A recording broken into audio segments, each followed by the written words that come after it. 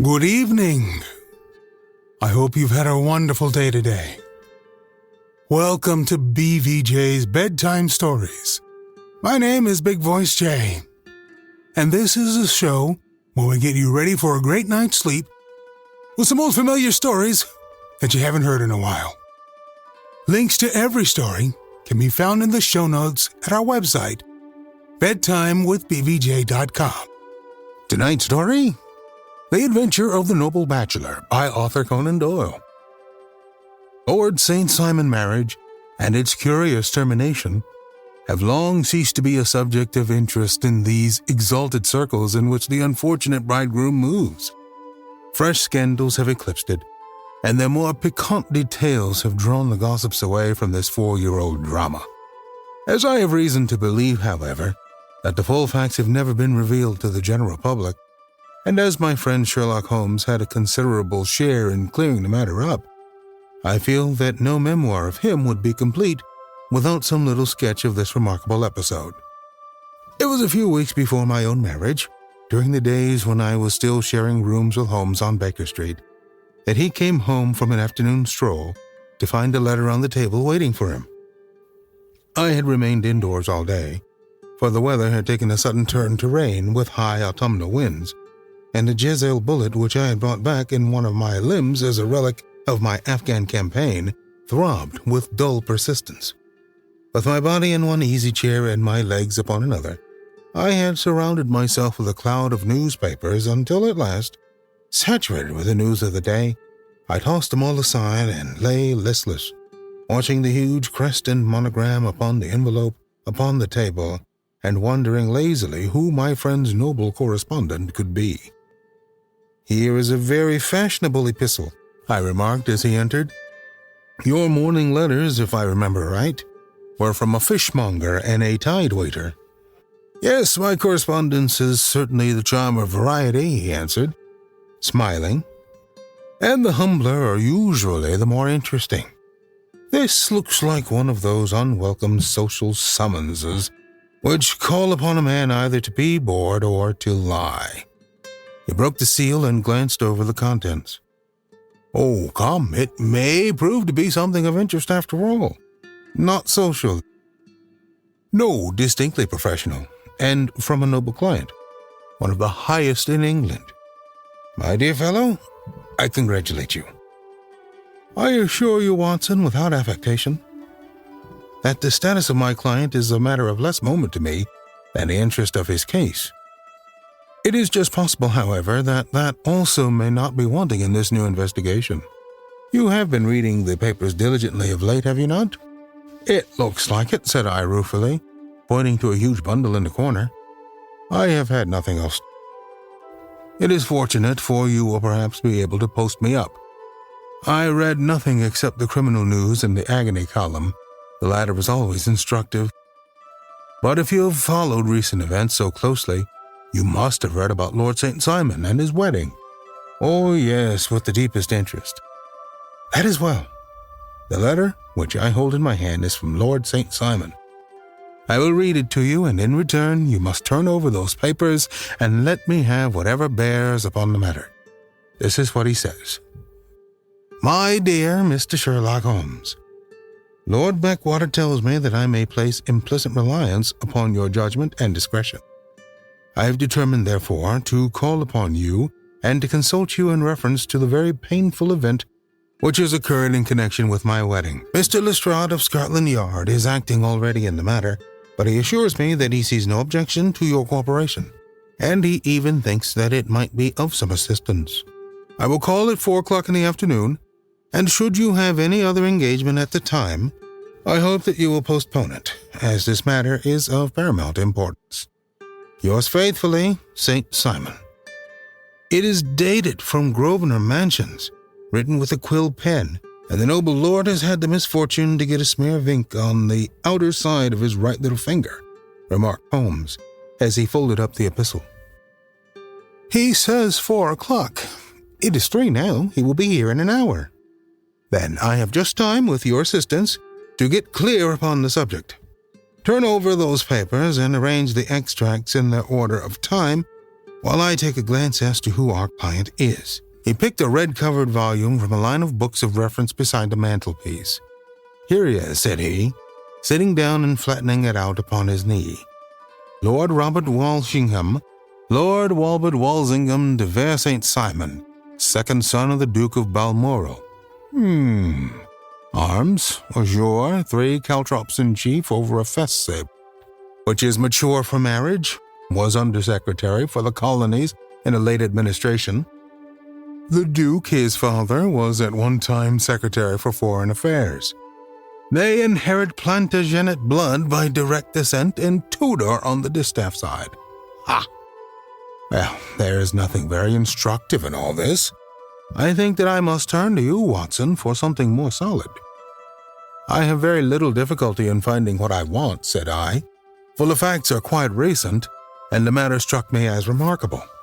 I feared to refer them to you, however, as I knew that you had an inquiry on hand and that you disliked the intrusion of other matters." "Oh, you mean the little problem of the Grosvenor Square furniture van. That is quite cleared up now, though indeed it was obvious from the first. Pray give me the results of your newspaper selections." "Here is the first notice which I can find. It is in the personal column of the Morning Post and dates, as you see, some weeks back. A marriage has been arranged, it says, and will, if rumor is correct, very shortly take place, between Lord Robert St. Simon, second son of the Duke of Balmoral, and Miss Hattie Doran, the only daughter of Abisius Doran, Esquire of San Francisco, California, USA. That is all." "Terse and to the point," remarked Holmes, stretching his long, thin legs toward the fire. "There is a paragraph amplifying this in one of the society papers of the same week. Here it is. There will soon be a call for protection in the marriage market, for the present free trade principle appears to tell heavily against our home product. One by one, the management of the noble houses of Great Britain is passing into the hands of our fair cousins from across the Atlantic. An important addition has been made during the last week to the list of the prizes which have been borne away by these charming invaders. Lord St. Simon, who has shown himself for over 20 years proof against the little god's arrows, has now definitely announced his upcoming marriage with Miss Hattie Doran, the fascinating daughter of a California millionaire. Miss Doran, whose graceful figure and striking face attracted much attention at the Westbury House festivities, is an only child, and it is currently reported that her dowry will run to considerably over 6 figures, with expectancies for the future. As it is an open secret that the Duke of Balmoral has been compelled to sell his pictures within the last few years, and as Lord St. Simon has no property of his own, save the small estate of Birchmoor, it is obvious that Californian heiress is not the only gainer by an alliance which will enable her to make the easy, common transition from a Republican lady to a British peeress." "Anything else?" asked Holmes, yawning. "Oh, yes, plenty. Then there's another note in the Morning Post to say that the marriage would be an absolutely quiet one, that it would be at St. George's, Hanover Square, that only 6 intimate friends would be invited, and that the party would return to the furnished house at Lancaster Gate, which has been taken by Mr. Aloysius Doran.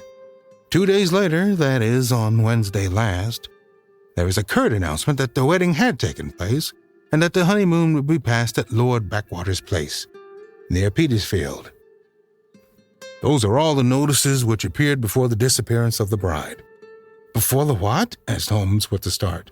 "The vanishing of the lady." "When did she vanish, then?" "At the wedding breakfast." "Indeed. This is more interesting than it promised to be. Quite dramatic, in fact." "Yes, it struck me as being a little out of the common. They often vanish before the ceremony and occasionally during the honeymoon, but I cannot call to mind anything quite so prompt as this. Pray let me have the details. I warn you that they are very incomplete. Perhaps we may make them less so. Such as they are set forth in a single article of a morning paper of yesterday, which I will read to you. It is headed, 'Singular Occurrence at a Fashionable Wedding.' The family of Lord Robert St. Simon has been thrown into the greatest consternation by the strange and painful episodes which have taken place in connection with his wedding. The ceremony, as shortly announced in the papers of yesterday, occurred on the previous morning, but it is only now that it has been possible to confirm the strange rumors which have been so persistently floating about. In spite of the attempts of the friends to hush the matter up, so much public attention has now been drawn to it that no good purpose can be served by affecting to disregard what is a common subject for conversation. The ceremony, which was performed at St. George's, Hanover Square, was a very quiet one, no one being present save the father of the bride, Mr. Aloysius Doran, the Duchess of Balmoral, Lord Backwater, Lord Eustace and Lady Clara St. Simon, the younger brother and sister of the bridegroom, and Lady Alicia Whittington. The whole party proceeded afterwards to the house of Mr. Aloysius Doran at Lancaster Gate, where breakfast had been prepared. It appears that some little trouble was caused by a woman whose name has not yet been ascertained, who endeavored to force her way into the house after the bridal party, alleging that she had some claim upon Lord St. Simon. It was only after a painful and prolonged scene that she was ejected by the butler and the footman. The bride, who had fortunately entered the house before this unpleasant interruption, had sat down to breakfast with the rest, when she complained of a sudden indisposition and retired to her room. Her prolonged absence having caused some comment, her father followed her, but learned from her maid that she had only come up to her chamber for an instant, caught up an ulster and bonnet, and hurried down to the passage. One of the footmen declared that he had seen a lady leave the house thus apparelled, but it refused to credit that it was his mistress, believing her to be with the company. On ascertaining that his daughter had disappeared, Mr. Aloysius Doran, in conjunction with the bridegroom, instantly put themselves in communication with the police, and very energetic inquiries are being made, which will probably result in a speedy clearing up of this very singular business. Up to a late hour last night, however, nothing had transpired as to the whereabouts of the missing lady. There are rumors of foul play in the matter, and it is said that the police have caused the arrest of the woman who has caused the original disturbance. There are rumors of foul play in the matter, and it is said that the police have caused the arrest of the woman who had caused the original disturbance, in the belief that, from jealousy or some other motive, she may have been concerned in the strange disappearance of the bride. And is that all? Only one little item in another of the morning papers. Only one little item in another of the morning papers, but it is a suggestive one. And it is that Miss Flora Miller, the lady who had caused the disturbance, has actually been arrested. It appears that she was formerly a danseuse at the Allegro, and that she has known the bridegroom for some years. There are no further particulars, and the whole case is in your hands now, so far as it has been set forth in the public press. And an exceedingly interesting case it appears to be. I would not have missed it for worlds. But there was a ring at the bell, Watson, and as the clock makes it a few minutes after 4, I have no doubt that this will prove to be our noble client.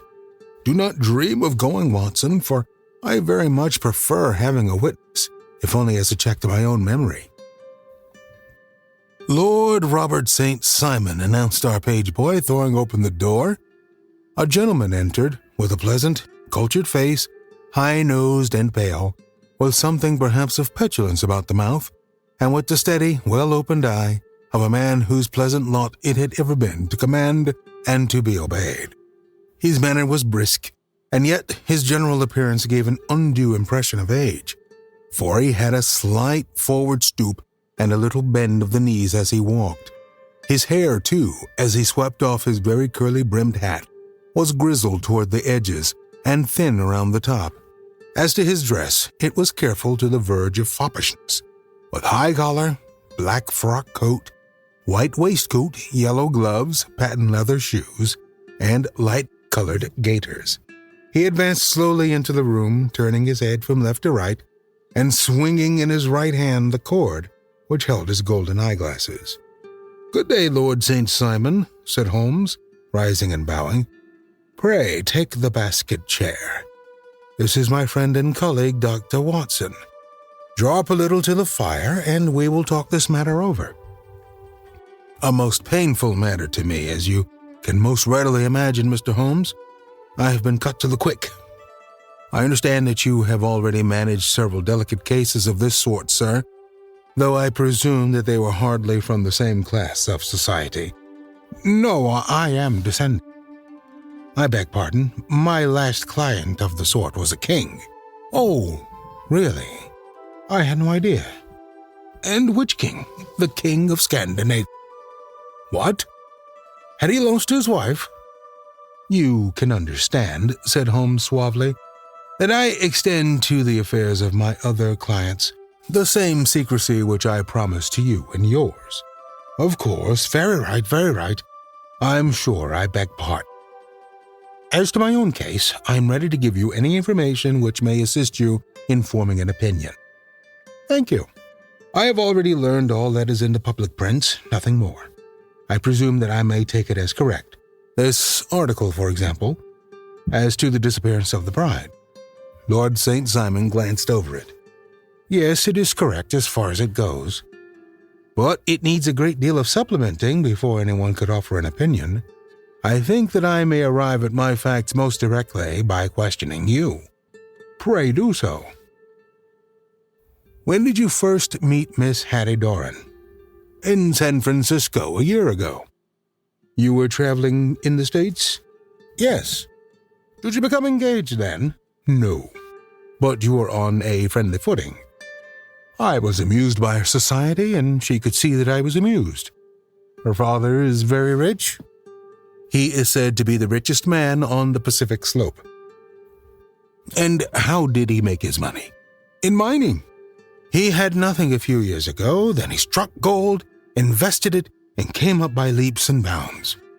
Now, what is your own impression as to the young lady's, your wife's, character? The nobleman swung his glasses a little faster and stared down into the fire. You see, Mr. Holmes, said he, my wife was 20 before her father became a rich man. During that time, she ran free in a mining camp and wandered through woods or mountains, so that her education has come from nature rather than from the schoolmaster. She is what we call in England a tomboy, with a strong nature, wild and free, unfettered by any sort of traditions. She is impetuous, volcanic, I was about to say. She is swift in making up her mind and fearless in carrying out her resolutions. On the other hand, I would not have given her the name which I have the honor to bear. He gave a little stately cough. Had not I thought her to be at bottom a noble woman. I believe that she is capable of heroic self-sacrifice, and anything dishonorable would be repugnant to her. Have you her photograph? I brought this with me. He opened a locket and showed us the full face of a very lovely woman. It was not a photograph, but an ivory miniature, and the artist had barred out the full effect of the lustrous black hair, the large dark eyes, and the exquisite mouth. Holmes gazed long and earnestly at it. Then he closed the locket and handed it back to Lord St. Simon. The young lady came to London, then, and you renewed your acquaintance. Yes, her father brought her over for this last London season. I met her several times, became engaged to her, and have now married her. She brought, I understand, a considerable dowry? A fair dowry. Not more than is usual in my family. And this, of course, remains to you, since the marriage is a fait accompli. I really have made no inquiries on the subject. Very naturally not. Did you see Miss Doran on the way before the wedding? Yes. Was she in good spirits? Or better, she kept talking of what we should do in our future lives. Indeed, that is very interesting. And on the morning of the wedding, she was as bright as possible, at least until after the ceremony. And did you observe any change in her then? Well, to tell the truth, I saw then the first signs that I had ever seen that her temper was just a little sharp. The incident, however, was too trivial to relate and can have no possible bearing upon this case. Pray let us have it for all that. Oh, it is childish. She dropped her bouquet as we went towards the vestry. She was passing the front pew at the time, and it fell over into the pew. There was a moment's delay, but the gentleman in the pew handed it up to her again, and it did not appear to be the worse for the fall. Yet when I spoke to her of the matter, she answered me abruptly, and in the carriage, on our way home, she seemed absurdly agitated over this trifling cause. Indeed, you say that there was a gentleman in the pew. Some of the general public were present. Oh, yes, it is impossible to exclude them when the church is open. This gentleman was not one of your wife's friends. No, I call him a gentleman by courtesy, but he was quite a common-looking person. I hardly noticed his appearance, but really I think that we are wandering rather far from the point. Lady St. Simon then returned from the wedding in a less cheerful frame of mind than she had gone to it. What did she do on re-entering her father's house? I saw her in conversation with her maid. And who is her maid? Alice is her name. She is an American and came from California with her. A confidential servant? A little too much so. It seemed to me that her mistress allowed her to take great liberties. Still, of course, in America they look upon these things in a different. How long did she speak to this Alice? Oh, a few minutes. I had something else to think of. You did not overhear what they said? Lady St. Simon said something about jumping a claim. She was accustomed to use slang of the kind. I have no idea what she meant. American slang is very expressive sometimes. And what did your wife do after she finished speaking to her maid? She walked into the breakfast room. On your arm? No, alone. She was very independent in little matters like that. Then after we had sat down for 10 minutes or so, she rose hurriedly, muttered some words of apology, and left the room. She never came back. But this maid, Alice, as I understand, deposes that she went to her room, covered her bride's dress with a long ulster, put on a bonnet, and went out. Quite so. And she was afterwards seen walking into Hyde Park in company with Flora Miller, a woman who was now in custody and who already had made a disturbance at Mr. Doran's house that morning. Ah, yes. I should like a few particulars as to this young lady and your relations to her. Lord St. Simon shrugged his shoulders and raised his eyebrows. We have been on a friendly footing for some years. I may say on a very friendly footing. She used to be at the Allegro. I have not treated her ungenerously, and she had no just cause of complaint against me. But you know what women are, Mr. Holmes. Flora was a dear little thing, but exceedingly hot-headed and devotedly attached. She wrote me dreadful letters when she heard that I was about to be married, and to tell the truth, the reason why I had the marriage celebrated so quietly was that I feared that there might be a scandal in the church. She came to Mr. Doran's door just after we returned, and she endeavored to push her way in, uttering very abusive expressions towards my wife and even threatening her. But I had foreseen the possibility of something of the sort, and I had 2 police fellows there in private clothes who soon pushed her out again. She was quiet when she saw that there was no good in making a row. Did your wife hear all? No, thank goodness she did not. And was she seen walking with this very woman afterwards? Yes. That is what Mr. Lestrade of Scotland Yard looks upon as so serious. It is thought that Flora decoyed my wife out and laid some terrible trap for her. Well, it is a possible supposition. You think so too? I did not say a probable one, but you do not yourself look upon this as likely? I do not think Flora would hurt a fly. Still, jealousy is a strange transformer of characters. Pray, what is your own theory as to what took place? Well, really, I came to seek a theory, not to propound one. I have given you all the facts. Since you ask me, however, I may say that it has occurred to me as possible that the excitement of this affair, the consciousness that she had made so immense a social stride, had the effect of causing some little nervous disturbance in my wife. In short, that she had become suddenly deranged. Well, really, when I consider that she has turned her back, I will not say upon me, but upon so much that many have aspired to without success. I can hardly explain it in any other fashion." "Well, certainly that is also a conceivable hypothesis," said Holmes, smiling. "And now, Lord St. Simon, I think that I have nearly all my data.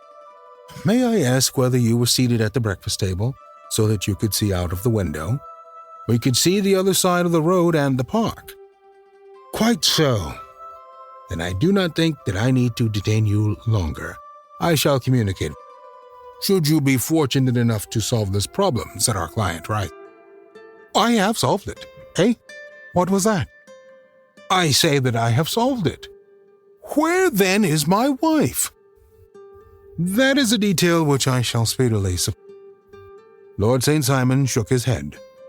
"I am afraid that it will take wiser heads than yours or mine," he remarked, and bowing in a stately, old-fashioned manner, he departed. "It is very good of Lord St. Simon to honor my head by putting it on a level with his own," said Sherlock Holmes, laughing. "I think that I shall have a whiskey and soda and a cigar after all this cross-questioning. I had formed my conclusions as to the case before our client came into the room." "My dear Holmes, I have notes of several similar cases, though none, as I remarked before, which were quite as prompt. My whole examination served to turn my conjecture into a certainty. Circumstantial evidence is occasionally very convincing, as when you find a trout in the milk, to quote Thoreau's example. But I've heard all that you've heard, without, however, the knowledge of pre-existing cases which serves me so well. There was a parallel instance in Aberdeen some years back, and something on very much the same lines at Munich the year after the Franco-Prussian War. It is one of those cases. Oh, here's Lestrade. Good afternoon, Lestrade. You will find an extra tumbler upon the sideboard, and there are cigars in the box." The official detective was attired in a pea jacket and cravat, which gave him a decidedly nautical appearance, and he carried a black canvas bag in his hand. With a short greeting, he seated himself and lit the cigar which had been offered him. "What's up, then?" asked Holmes, with a twinkle in his eye. "You look dissatisfied." "And I feel dissatisfied. It is this infernal St. Simon marriage case. I can make neither head nor tail of this. Really? You surprise me. Who ever heard of such a mixed affair?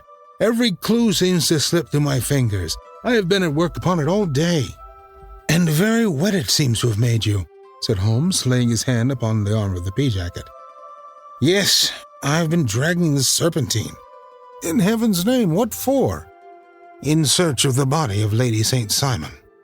Sherlock Holmes leaned back in his chair and laughed heartily. "Have you dragged the basin of Trafalgar Square fountain?" he asked. "Why, what do you mean?" "Because you've just as good a chance of finding this lady in the one as in the other." Lestrade shot an angry glance at my companion. "I suppose you know all about it," he snarled. "Well, I've only just heard the facts. Well, my mind is made up." "Oh, indeed? Then you think that the Serpentine plays no part in the matter?" "I think it very unlikely." "Then perhaps you will kindly explain how it is that we found this in it."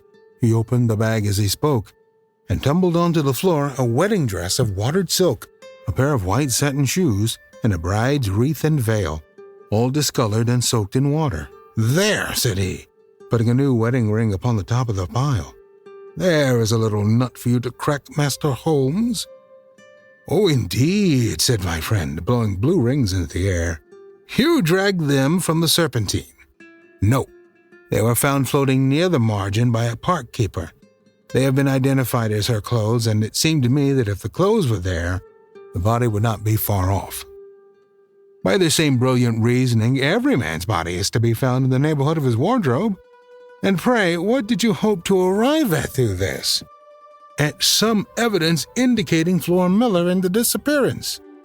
"I am afraid that you will find it difficult." "Are you indeed now?" cried Lestrade with some bitterness.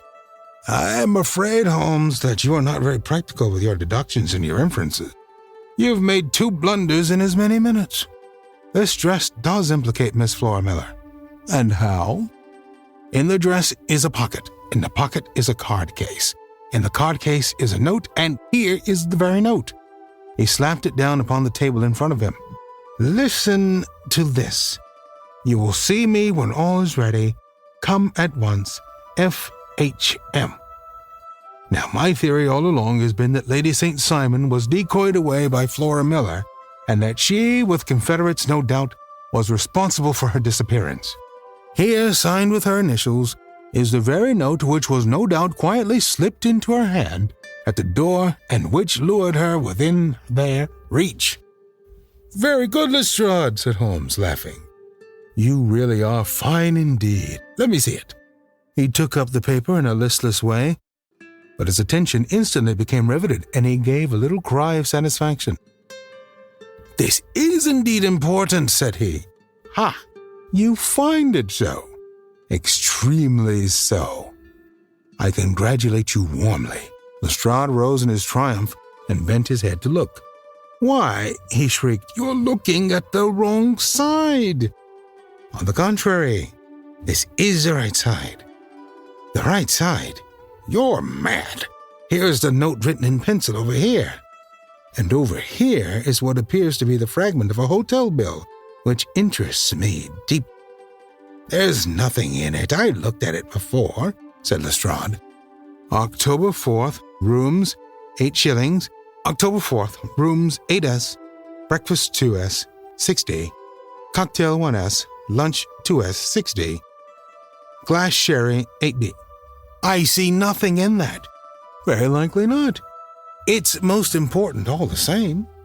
As to the note, it is important also, or at least the initials are, as I congratulate you again. I've wasted time enough, said Lestrade, rising. I believe in hard work and not in sitting by the fire spinning fine theories. Good day, Mr. Holmes, and we shall see which gets to the bottom of the matter first. He gathered up the garments, thrust them into the bag, and made for the door. Just one hint to you, Lestrade, drawled Holmes before his rival vanished. I will tell you the true solution of the matter.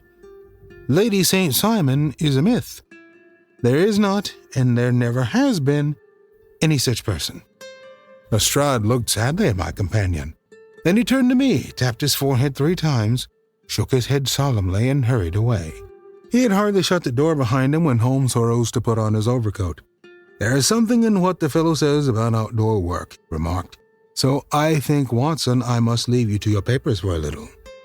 We'll continue our story in our next episode. Thank you so much for listening. Good night. Diamond Club hopes you have enjoyed this program.